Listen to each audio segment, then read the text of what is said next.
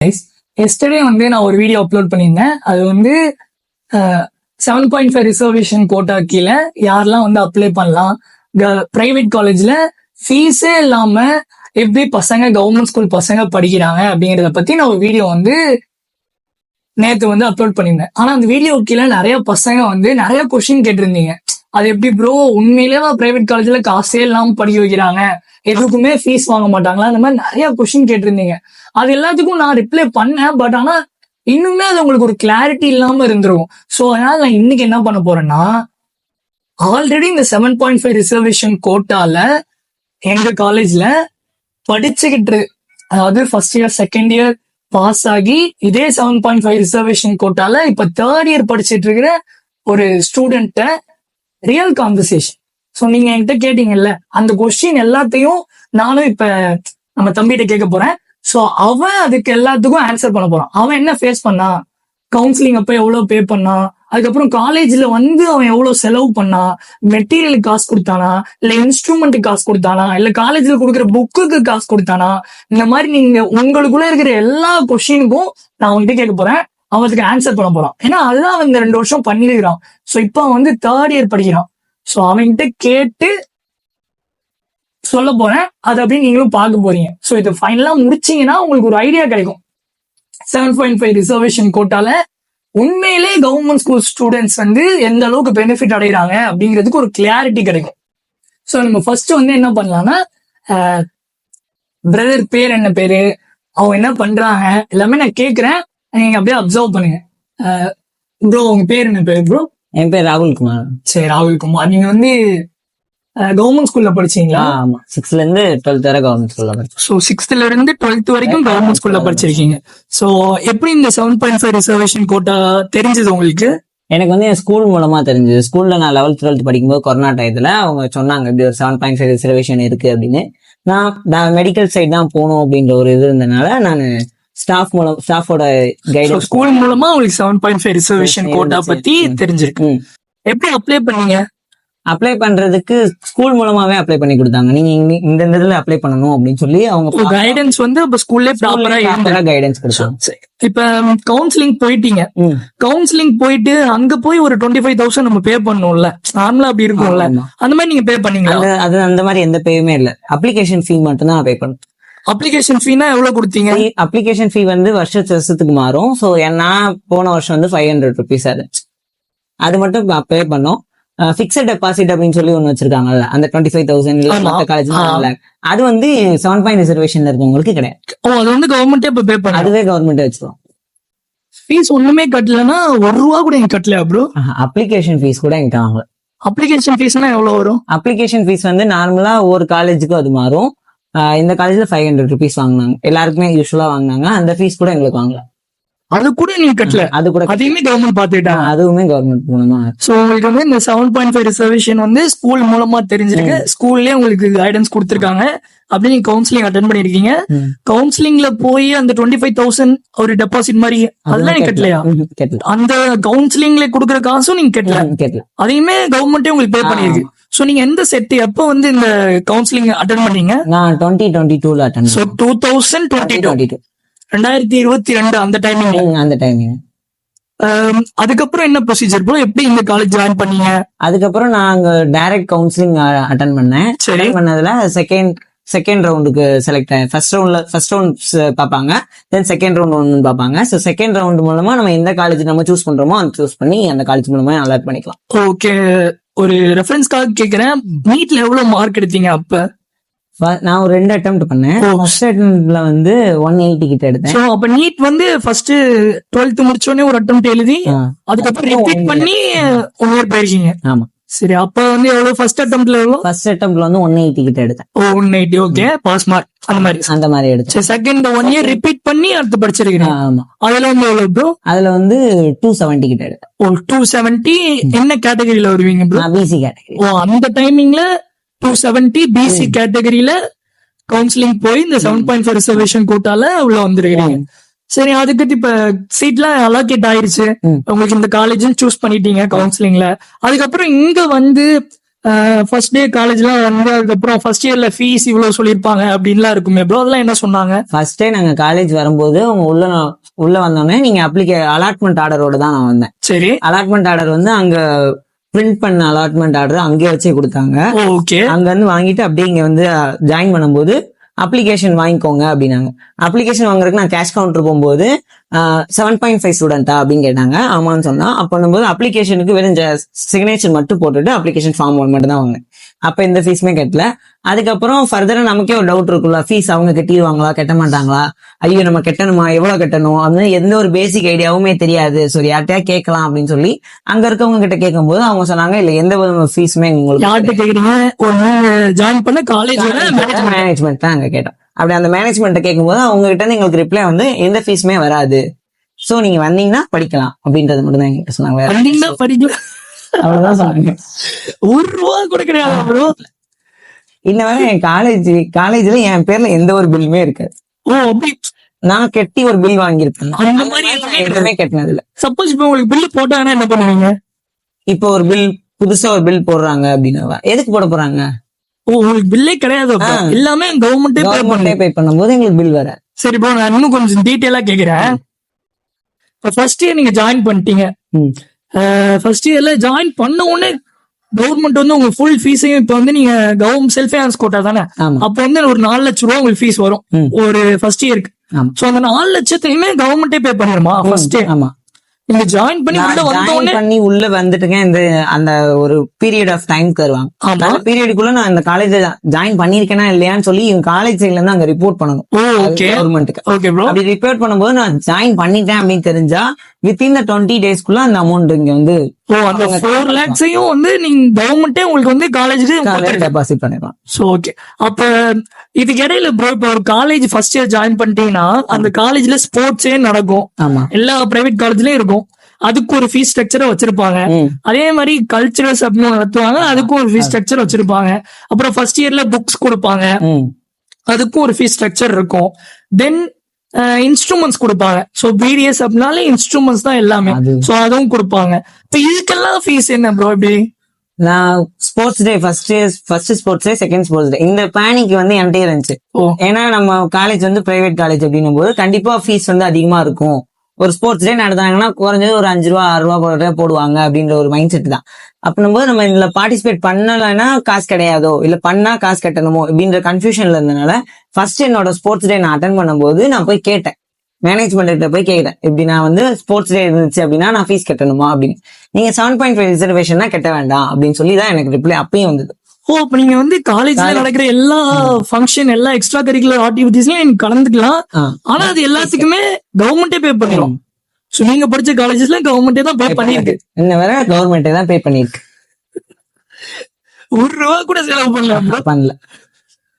So first year வந்து அப்ப சரி எக்ஸாம் ஃபீஸ் அந்த டைம் ஃபர்ஸ்ட் இயரோட எக்ஸாம் ஃபீஸ் டைம் வரும்போது சேம் நமக்கு எதையும் கெட்ட சொல்லிடுவாங்களோ அப்படின்ற பேனிக்லயே தான் ஃபுல் 1 இயர் எனக்கு போச்சு. லாஸ்ட் அந்த எக்ஸாம் வர டயத்துல வந்து எங்க காலேஜ்ல வந்து தனியா வந்து வாங்குவாங்க பிராக்டிக்கல் அண்ட் தியரி அப்படின்னு சொல்லி வாங்குவாங்க. தியரி எக்ஸாமுக்கு வந்து ஒரு சிக்னேச்சர் மட்டும் தான் நாங்க போட்டோம். கவர்மெண்ட் வந்து எங்களுக்கு கொடுக்கணும் அப்படின்னு சொல்லி நாங்க ஒரு சிக்னேச்சர்ஸ் மட்டும் போட்டோம். அவங்களே கவர்மெண்ட்ல இருந்து வாங்கிக்கிட்டாங்க. சோ அவங்ககிட்ட இந்த மாதிரி ஃபார்ம் ஃபில் அப் பண்ணி இந்த அமௌண்ட் வந்து எக்ஸாமுக்காக அவங்க உங்களுக்கு தேவைப்படுது அப்படின்றத ஒரு ஃபார்ம் மாதிரி ஒரு லெட்டர் மாதிரி நாங்க எழுதி சைன் பண்ணி கொடுத்தோம். அவ்வளவுதான். அத வந்து அவங்க கவர்மெண்ட் கொடுத்து அந்த அமௌண்ட் அவங்க வாங்கிக்கிறாங்க. சோ ஃபர்ஸ்ட் இயர் முடிச்சிட்டீங்க. ₹1 கூட ஃபீஸ் பே பண்ணாம கூட ஃபீஸ் பே பண்ணாம ஃபர்ஸ்ட் இயர் முடிச்சேன். ப்ரோ ரியலி ஹாஸ்டல்ல ஹாஸ்டல் ஃபீஸ்மே நான் கட்டினது இல்ல. ஹாஸ்டல் ₹1 லட்சம் ஃபீஸும் உங்களுக்கு கிடையாது? எனக்கு கிடையாது. நான் 3 வருஷமா ஹாஸ்டல்ல இருக்கேன், நேர கட்டினது இல்ல. சரி ப்ரோ, இந்த மந்த்லி வந்து 1000 கொடுக்குறாங்க அப்படின்னு சொல்றாங்கல்ல, அது வந்து உண்மையா இல்ல எப்படி? அது உண்மைதான். எனக்கு வந்து போன டிசம்பர்ல இருந்து அந்த அமௌண்ட் வந்துட்டு இருக்கு. அதுக்கு முன்னாடி வர அஸ் அ கவர்மெண்ட் நமக்கு அனௌன்ஸ் பண்ணதே போன வருஷத்தோட செப்டம்பர்ல தான் அனௌன்ஸ் பண்ணிருக்காங்க. அந்த செப்டம்பர்ல அனௌன்ஸ் பண்ண எனக்கு ஒரு 20 டேஸ்ல நம்ம காலேஜ்ல இருந்து அந்த கூப்பிட்டு விட்டாங்க. இந்த மாதிரி ஸ்டூடெண்ட் இருக்கீங்க அப்படின்னு சொல்லி ஒரு லிஸ்ட் ஆஃப் ஸ்டூடெண்ட்ஸை கூப்பிட்டு உங்களுக்கு இந்த மாதிரி ஸ்கீம் வந்திருக்கு அப்ளை பண்றோம் அப்படின்னு சொல்லி எங்க கிட்ட கன்சர்ன் வாங்கி அப்ளை பண்ணாங்க. அப்ளை பண்ணா 1 மந்த்ல எனக்கு கிரெடிட் ஆக ஆரம்பிச்சிருச்சு. டிசம்பர்ல கிரெடிட் ஆச்சு, இப்போ வர கிரெடிட் ஆயிட்டு. ஸோ வந்து ஃபீஸையும் கவர்மெண்டே பே பண்ணிடுது, அது போக மாச செலவுக்கும் கவர்மெண்டே காசு கொடுக்குது. ஆமா. சோ இப்ப ஃபர்ஸ்ட் இயர் செகண்ட் இயர் முடிச்சிட்டீங்க, இப்ப தேர்ட் இயர் படிச்சுட்டு இருக்கீங்க. இப்ப எப்படி ப்ரோ, இப்ப நீங்க ஃபர்ஸ்ட் இயர் செகண்ட் இயர் முடிச்சிட்டீங்க, முடிச்சுட்டு தேர்ட் இயர் ஜாயின் பண்ணிருக்கீங்க, செகண்ட் இயர் வந்து நீங்க பாஸ் ஆயிட்டீங்க அப்படின்னு ரிசல்ட் வந்துருச்சு, தேர்ட் இயர் வந்துட்டீங்க, இப்போ உடனே தேர்ட் இயரோட ஃபுல் அமௌண்ட்டையும் கவர்மெண்டே பே பண்ணிடுமா? ஆமா, நம்ம ரிசல்ட் வந்து 20 days இல்ல 30 daysக்குள்ள அவங்களே கவர்மெண்டே இது போட்டுருவாங்க. ஓ, அடுத்த இயர்க்கான அந்த ஃபுல் அமௌண்ட்டையும் ரிசல்ட் நீங்க பாஸ் ஆயிட்டீங்கன்னா உடனே பே பண்ணிடுவாங்க. உடனே பே பண்ணுங்க. சரி, ஓகே ப்ரோ. இப்ப நீங்க வந்து சப்போஸ் அப்படிலாம் நடக்காதுன்னு வச்சுக்கோங்க, ஒருவேளை ஃபெயில் ஆயிட்டீங்க அப்படின்னா என்ன நடக்கும்? கான்சிக்வன்சஸ் என்ன? கான்சிக்வன்ஸ் என்ன அப்படின்னு சொல்லி நான் இந்த காலேஜ், நம்ம காலேஜ்ல கேட்டது இல்ல, நான் படிச்ச காலேஜ்ல அந்த கேட்டது இல்ல. பட் அடுத்த காலேஜ்ல என்ன எனக்கு தெரிஞ்சவங்க படிச்சிருக்காங்க, அவங்க கிட்ட நான் கேட்கும் போது அவங்க என்ன சொன்னாங்கன்னா, அவங்க இன்ன வரை யாருமே அப்படி ஆகல. அந்த காலேஜ்ல என்ன சொல்லி இருக்காங்க அப்படின்னா, நீங்க ஒருவேளை முடிச்சு ஒரு 2 சப்ஜெக்ட் உங்களுக்கு போச்சு ஃபெப் அப்படின்னு சொல்லி நீங்க போறதா இருந்தா, அந்த அமௌண்ட் வர்றது உங்களுக்கு கட் ஆயிரும், ஸ்டாப் ஆயிரும். அந்த 6 months தான் ஸ்டாப் ஆகும். அதுவும் அந்த 6 months கோர்ஸுக்கான அமௌண்ட்டை நீங்க கொடுக்கணும். நீங்க செகண்ட் இயர் நீங்க பாஸ் ஆயிட்டீங்க அப்படின்னா திரும்ப அந்த அமௌண்ட் கண்டினியூ ஆகும் அப்படின்னு சொல்லி அந்த மாதிரி சொன்னாங்க. அது வந்து எனக்கு வந்த நியூஸ் தான், கன்ஃபார்மா தெரியல, எனக்கு தெரியாது. சோ இதுல இருந்து நம்ம என்ன தெரிஞ்சுக்கணும்னா, இந்த 7.5 ரிசர்வேஷன் கோட்டால ஒரு பையன் வரான் அப்படின்னா வந்து ஃபர்ஸ்ட் இயர்ல இருந்து ஃபுல் ஃபீஸையும் கவர்மெண்டே பே பண்ணிடுது. இஃப் சப்போஸ் அந்த பையன் வந்து ஃபர்ஸ்ட் இயர்ல ஒரு சப்ஜெக்ட் ஃபெயில் ஆயிட்டா, நீ வந்து அந்த சப்ஜெக்ட கேரி வச்சுக்கிட்டு செகண்ட் இயர்ல நீ போய் எழுதலாம்.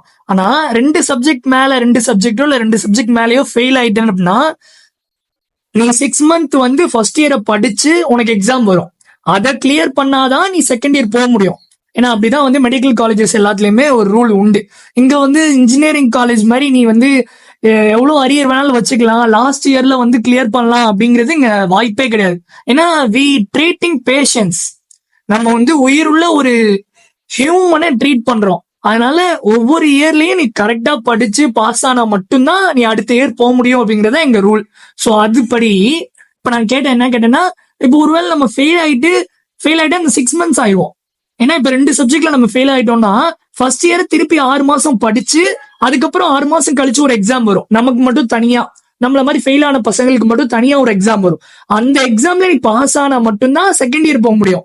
அதுக்கப்புறம் நீ வந்து உன்னோட மெயின் பேட்சோட இருக்க முடியாது, ஏன்னா நீ தனியா ஆயிருவ. 6 மாசம் மெயின் பேட்சோடையும் 6 மாசம் நீங்க ஃபெயில் ஆன பசங்களும் தனியா இருப்பீங்க. இப்படிதான் நீங்க அதுக்கு அடுத்து ஃபுல்லாவே டிராவல் பண்ணுவீங்க. சோ அதுல என்ன ஆகும்னா, இப்ப அந்த இடத்துல உனக்கு ஃபீஸ் வருமா அப்படின்னு நான் கேட்டேன். ஏன்னா கவர்மெண்ட் அந்த இடத்துல நீ ஃபெயில் ஆயிட்டேன்னா ஒருவேளை உனக்கு பே பண்ணுமா அப்படின்னு நான் கேட்டேன். அதுக்கு ப்ரோ என்ன சொல்றாருன்னா, அவருக்கு தெரிஞ்ச பசங்களும் இது வரைக்கும் ஃபெயில் ஆனது இல்ல, ஆனா அவங்க காலேஜ்ல அவர் கேட்டதுபடி என்ன சொல்றாருன்னா, அப்படி ஒருவேளை ஃபெயில் ஆனீங்கன்னா அந்த 6 month பீரியட் ஆஃப் டைம்ல உங்களுக்கு காலேஜ் ஒரு ஃபீஸை கொண்டு வந்து கட்ட சொல்லுவாங்க. ஏன்னா நீங்க ஃபெயில் ஆயிட்டீங்க, டியூஷன் ஃபீஸ், அப்போ வந்து டியூஷன் ஃபீஸ் உண்டா ப்ரோ? அப்போ வந்து அந்த 6 month உங்களுக்கு தனியா கிளாஸ் எடுக்கிறாங்கல்ல, அதுக்கான டியூஷன் ஃபீஸ். அப்போ அந்த டியூஷன் ஃபீஸும் பிளஸ் ஹாஸ்டல் ஃபீஸ் இருந்தீங்கன்னா ஹாஸ்டல் ஃபீஸ், அது போக எக்ஸாம் ஃபீஸ், இந்த எல்லா ஃபீஸையும் வந்து நீங்க தான் பே பண்ணணும்.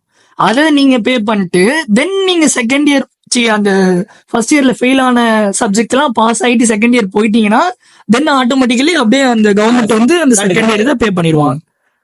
ஓகே, ஸோ ஓகே ப்ரோ, ரொம்ப நிறைய இன்ஃபர்மேஷன் கொடுத்துருக்கீங்க. இது போக ஃபர்ஸ்ட் இயர் வந்து உங்களுக்கு நிறைய விஷயம், ஐயோ நம்ம என்ன இந்த 7.5 ரிசர்வேஷன் கோட்டாக்குள்ள வந்திருப்பீங்க, ஆனா எக்கச்சக்கமான டவுட்ஸ் உங்களுக்குள்ள இருக்கும்ல, அப்படி ஏதாவது நிறைய இருந்து அதுக்கு ஏதாவது நீங்க ஆன்சர் கண்டுபிடிச்சீங்களா? அந்த மாதிரி ஏதாவது விஷயத்துக்கு அப்படின்னு இருந்துச்சுன்னா நிறைய இருக்கு. இப்போ நான் உங்களை மாதிரி உங்களோட சப்ஸ்கிரைபர்ஸ்க்கு எல்லாருக்கும் என்னன்னா, உங்களை மாதிரி இருக்கீங்க, சரி என்கிட்ட கேட்டீங்க, அதுக்கான பதில் இதுக்கான நான் இப்ப இவ்வளவு நேரம் சொன்னதுக்கான பதில் நான் சர்ச் பண்ணி தேடி ஒரு சில பேர்கிட்ட கேட்டு அப்படிதான் நான் அந்த இன்ஃபர்மேஷனை கலெக்ட் பண்ணேன். அது மாதிரி பல விஷயம். இது மட்டும் இல்லாம நம்ம போய் படிக்கிறோம்ல, அதுல இருந்து ஏதாவது நமக்கு டவுட்னா நம்மள மாதிரி இருக்கவங்களுக்கு அவங்க சொல்லி தருவாங்களா, அந்த மாதிரி யோசிப்போம். டக்குன்னு அவங்க சொல்லி, ஆமா நம்ம என்ன ஃப்ரீயா தானே படிக்கிறோம், என்ன காசுல கொடுத்தா படிக்கிறோம், உனக்கே நான் சொல்லி கொடுக்கணும், அந்த மாதிரி உங்களுக்கு அந்த மாதிரி ஒரு தாட்ஸ் இருக்கும்போது அதை நமக்கு சொல்லி தருவாங்களா, நமக்கு கிளியர் பண்ணுவாங்களா அப்படின்னு நான் யோசிச்சுட்டு இருக்கும்போது நான் ஃபர்ஸ்ட் இயர் அந்த ஸ்ட்ரகிள் தான் எனக்கு இருந்தது. பட் நான் படிச்ச காலேஜ்ல என்ன ஆச்சு அப்படின்னா, ஒரு ட்ரீட்டிங் விதமே வேறவையா தான் இருந்துச்சு. எந்த ஒரு இதுமே கிடையாது, பாகுபாடே கிடையாது. நீ காசு கட்டுறியா, அவன் காசு கட்டல, ஆனா 2 பேருமே ஒரே இடத்துல தானே இருக்கீங்க, 2 பேருமே ஒரே மாதிரி தானே சொல்லி தருவேன் அப்படின்றத சொல்லி கொடுத்தது மட்டும் இல்லாம, ஒரு கவர்மெண்ட் ஸ்கூல் அப்படின்னு சொல்லும் போது இன்னும் எக்ஸ்ட்ராவும் கேர் எடுத்தாங்க. நம்ம காலேஜ்ல அது எக்ஸ்ட்ரா கேர் நிறையவே எடுத்தாங்க. நிறையவும் நல்ல காலேஜ்ல சொல்லியும் தராங்க. ஃபர்ஸ்ட் இயர் அந்த ஃபார்ம் கொஞ்சம் வந்த உடனே அவங்க ஸ்ட்ரகிள் பண்ணுவாங்களே அப்படின்றதுக்காக அதுக்கான எஃபர்ட்ஸ் போட்டு இன்னமும் நிறைய காலேஜஸ்ல அதை பண்ணிட்டு தான் இருக்காங்க. ஸோ அதாவது அவங்க வந்து ஃபீஸ் கட்டுறான் அப்படிங்கறத பிரிச்சு பார்க்காம ஈக்குவலா ட்ரீட் பண்றாங்க. ஸோ அந்த கன்ஃபியூஷன் உங்களுக்கு இருந்தா இதுல கிளியரா இருக்கும்னு நினைக்கிறேன். நீங்க ஃபீஸ் கட்டுறீங்களோ கெட்டலையோ, ஒன்ஸ் நீங்க காலேஜுக்குள்ள வந்துட்டீங்கன்னா உங்களுக்கு கவர்மெண்ட் ஃபீஸை பே பண்ணுதுன்னா அவங்கள பொறுத்த வரைக்கும் உங்களுக்கு ஃபீஸ் வருது, அவ்வளவுதான். they are treating equal both of you. அதானே? கரெக்ட். வேற காலேஜ்ல இருந்து படிக்கிற பசங்க வந்து உங்க ஃப்ரெண்ட்ஸ் உங்ககிட்ட கேட்டாங்க. கேட்கும்போது என்ன கேட்டானுங்கன்னா, நான் அந்த ஃபர்ஸ்ட் இயர் அவார்டு வாங்குவோம்ல, அதை வந்து நான் ஸ்டேட்டஸ் ஏதோ போட்டிருந்தேன். First year overall topper award வாங்கி அதை வந்து நான் ஸ்டோரி போட்டேன். அப்படின்னும் போது அவங்க கேட்டாங்க, அப்போ உங்க காலேஜ்ல வேற மாதிரி ட்ரீட் பண்றாங்களா, ஒன்னும் அந்த ஏதாவது ஸ்பெஷல் அட்டென்ஷன் மாதிரி அது மாதிரி கொடுத்தாங்களா, நீ எப்படா படிச்ச ஃபர்ஸ்ட், ஏன்னா ஃபுல்லா தமிழ் மீடியத்துல படிச்ச, எப்படா நீ கண்டினியூ பண்ண, அவங்க எல்லாம் இங்கிலீஷ் மீடியத்துல கவர்மெண்ட் ஸ்கூல்ல படிச்சான் அப்படின்னு. இன்னொரு விஷயம், இந்த கோட்டா வந்து கவர்மெண்ட் ஸ்கூல்ல படிக்கிற எல்லா ஸ்டூடெண்ட்ஸ்க்குமா, இல்ல கவர்மெண்ட் ஸ்கூல்ல படிக்கிற தமிழ் மீடியம் ஸ்டூடெண்ட்ஸ்க்கா இல்ல இங்கிலீஷ் மீடியம் ஸ்டூடெண்ட்ஸ்க்கா? இது நான் 7.5ல போயிருக்கேன் அப்படின்னு தெரிஞ்ச உடனே என்கிட்ட பல பேர் அந்த கொஸ்டின் கேட்டாங்க. என்னன்னா, நீ கவர்மெண்ட் ஸ்கூல்ல படிச்ச, ஆனா தமிழ் மீடியத்துல தான் படிச்சிருக்கணும், ஏன் அது மாறுச்சு அப்படின்ற மாதிரி கேட்டாங்க. தமிழ் மீடியம் படிக்கிறோம் இங்கிலீஷ் மீடியம் படிக்கிறோம்ன்ற கான்செப்டே அங்க கிடையாது. 7.5 ரிசர்வேஷன் அப்படின்றது என்னன்னா, கம்ப்ளீட்டா நம்ம 6th to 12th வரை கவர்மெண்ட் ஸ்கூல்ல படிச்சிருக்கோம். It's either Tamil medium R English medium எதுனாலும் இருக்கலாம், பட் கம்ப்ளீட்டா 6th to 12th வரை நம்ம கவர்மெண்ட் ஸ்கூல்ல படிச்சிருக்கோம், அவ்வளவு. நீங்க வந்து தமிழ் மீடியத்துல படிச்சிருக்கீங்க? ஆமா, அதுக்கப்புறம் இங்கிலீஷ். புரியல எனக்கு. 10th வரை தமிழ்ல இருந்தா அதுக்கப்புறம் இங்கிலீஷ். 10th வரை தமிழ்ல படிச்சுட்டு அதுக்கப்புறம் இங்கிலீஷ், 12th இங்கிலீஷ். சோ அப்படி இருந்தும் நீ கவர்மெண்ட் ஸ்கூல்ல ஃபுல் அண்ட் ஃபுல்லி படிச்சதுனால உங்களுக்கு இந்த 7.5 ரிசர்வேஷன் கோட்டால நீங்க வந்திருக்கீங்க. நான் இங்கிலீஷ், ஆனா 12th கணக்கு பண்ணி நான் இங்கிலீஷ் மீடியம் தான் படிச்சேன், ஃபுல் அண்ட் ஃபுல் நான் இங்கிலீஷ் மீடியம் படிச்சேன். பட் அந்த 7.5 ரிசர்வேஷன் கோட்டால என்னையும் அது இதாதான் எடுத்துக்கிட்டாங்க, ஏன்னா நான் 6th to 12th வரை படிச்சேன். ஆனா 10th வரைக்கும் நீங்க தமிழ்ல படிச்சிருக்கீங்க, அதுக்கப்புறம் இங்கிலீஷ்ல படிச்சிருக்கீங்கனாலும் இட்ஸ் மோர் ஓவர் உங்களுக்கு ஈஸியா தான் இருந்திருக்கும். அப்படி இருந்தே உங்களுக்கு கஷ்டமா இருந்திருக்கு ஃபர்ஸ்ட் இயர். ஆமா, அந்த 10th வரை நம்ம தமிழ்ல படிச்சு அதுக்கப்புறம் இங்கிலீஷ்ல எல்லாமே மாத்தி, ஏன்னா எங்களுக்கு என்னோட 11th 12th full and full corona. 11th 12th corona அப்படின்னும் போது அது அந்த டைத்துல வீட்டுலதான் இருந்திருப்போம், எதுவுமே படிச்சது கூட அப்படின்னும் தெரியல. நான் இங்கிலீஷ் மீடியம் படிச்சேன் அப்படின்றதே ஒழுங்கா இருக்கு. சோ எனக்கு தெரிஞ்சு எல்லா டவுட்டையுமே நான் வந்து நம்ம ப்ரோட்ட கேட்டிருக்கேன்னு நினைக்கிறேன். வேற எதுவும் நான் விட்டுருக்கேன், நான் வேற எதுவும் சொல்லணுமா ப்ரோ? வேற எதுவும் ஷேர் பண்ணணும்னு நினைச்சீங்கன்னா கண்டிப்பா சொல்லுங்க. பேனிக் ஆகி வர வேண்டாம். ஃபர்ஸ்ட் நான் அப்படிதான் வந்தேன். பேனிக் ஆகி வர வேண்டாம், ஐயோ எதுவும் கேட்டுருவாங்களோ செஞ்சிருவாங்களோ அப்படின்னு. நம்மளோட டியூஷன் ஃபீல இருந்து எல்லா ஃபீயுமே கவர்மெண்ட் தான் பே பண்ணணும். அப்படி பே பண்ணலன்னா ஃபர்ஸ்ட் நீங்க கேட்கணும் அந்த காலேஜ்ல, நம்ம அந்த கேட்டகரியில வந்திருக்கேன், ஏன் நீங்க இந்த ஃபீஸ் ஏன் கேக்குறீங்க அப்படின்னு. அதுக்கான கரெக்ட் எக்ஸ்பிளனேஷன் இல்ல ஒரு கரெக்டான ப்ராப்பர் ஃபார்மேட்ல உங்களுக்கு கொடுத்துருந்தாங்க அப்படின்னா ஓகே. அப்படி கொடுக்கல அப்படின்னா நீங்க அதை கேட்கணும். அந்த காலேஜ்ல போய் ஃபர்தரா என்ன பண்ணணும் அப்படின்றத நீங்க கேட்டீங்கன்னா அதுக்கான எக்ஸ்பிளனேஷன் பல காலேஜஸ்ல கண்டிப்பா கொடுப்பாங்க. சோ அதனால பேனிக் ஆகாம வந்தீங்கனாலே ஜாலியா படிக்கலாம். Bro speech like senior. So bro ரொம்ப நன்றிகள். நான் வந்து கோஆபரேட் பண்ணி நான் கேட்ட கொஸ்டின்க்குலாம் ஆன்சர் பண்ணி ரொம்பவே எக்ஸலண்டா ஆன்சர் பண்ணிருக்கீங்க. நிறைய விஷயம் நானே எதிர்பார்க்காத நிறைய விஷயம் உங்ககிட்ட இருந்து நான் கத்துக்கிட்டேன். இந்த விஷயம்லாம் எனக்கு உண்மையிலே தெரியாது. நான் ஆக்சுவலி வந்து இந்த வீடியோ கிரியேட் பண்றேன் அப்படிங்கறதுக்காக எனக்கு ஒரு 4-5 விஷயம் தெரியணுங்கிறதுக்காக நான் என்ன பண்ணேன்னா, நான் ஆபீஸ்ல போய் இன்ஃபர்மேஷன் கலெக்ட் பண்ணேன். ஆபீஸ்ல என்ன சொல்றாங்க அப்படின்னு ஒரு இன்ஃபர்மேஷன் கலெக்ட் பண்ணேன். ஆனா அந்த இன்ஃபர்மேஷன் வந்து எனக்கு போதுமானதா இல்ல. ஏன்னா ஆபீஸ்ல என்ன சொல்லுவாங்க, ஆனா ஸ்டூடெண்ட் என்ன ஃபீல் பண்றான் அப்படிங்கறது அவனுக்கு கேட்டா தெரியும். சோ அதனாலதான் உங்களை கூப்பிட்டு ஒரு பாட்காஸ்ட் மாதிரி ரெடி பண்ணேன். ஆனா ரொம்பவே கோஆபரேட் பண்ணி இன்ஃபர்மேஷன் நிறைய கொடுத்துருக்கீங்க, ரொம்ப நன்றிகள். சோ அவ்வளவுதான், இந்த வீடியோ நான் இதோட முடிச்சுக்கிறேன். இன்னொரு நல்ல வீடியோல இன்னொரு நாள் பார்க்கலாம். பாய். தேங்க்யூ.